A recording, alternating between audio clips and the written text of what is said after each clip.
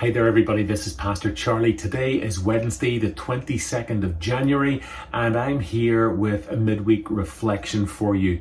Now this is actually a historic day, a day that I thought I would never ever see in my time here in Florida. We actually have a snow day.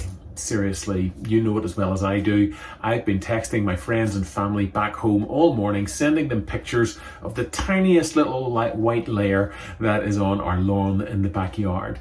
It is filled with novelty, of course, because it never happens here, but also I say that to you and urge you to stay safe today.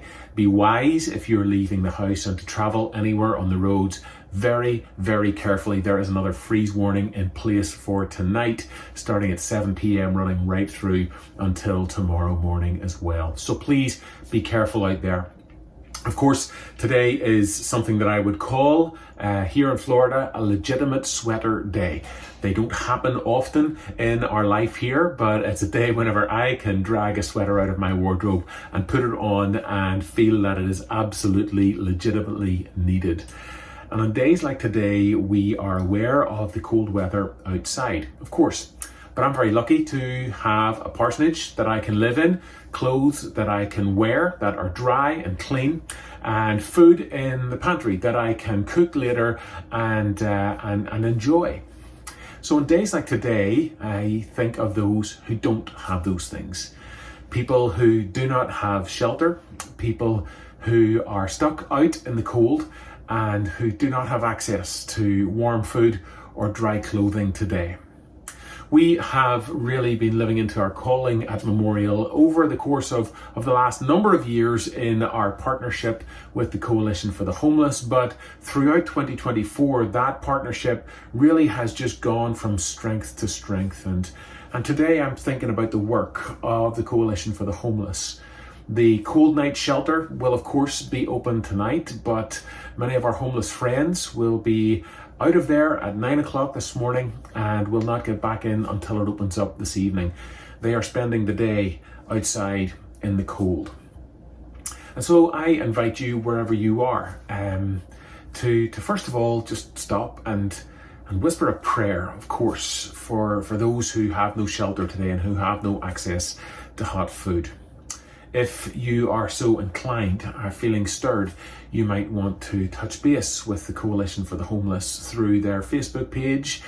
Find out if there are any slots to volunteer at the Cold Night Shelter. Get in touch and ask, are there any ways that you can be of practical help? And of course, any of us can make a donation to the Coalition's work at any time through our church website, mumconline.com/give. But friends, on days like today, I think of what it is to be a beloved child of God and to be called to follow in the way of Christ. We open up the scripture and we find many, many passages in the Old and New Testament where our call to care for those who are much less fortunate and who are in much more difficult and vulnerable positions than ourselves. We see that on so many pages in the Bible.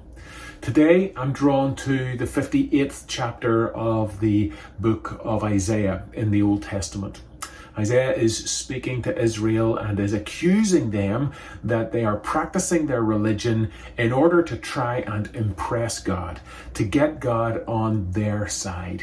And he calls out their fasting. He says, you're only fasting for your own purposes, to try and get some kind of victory out of me. And then he says these words in Isaiah 58, is this not the fast that I choose?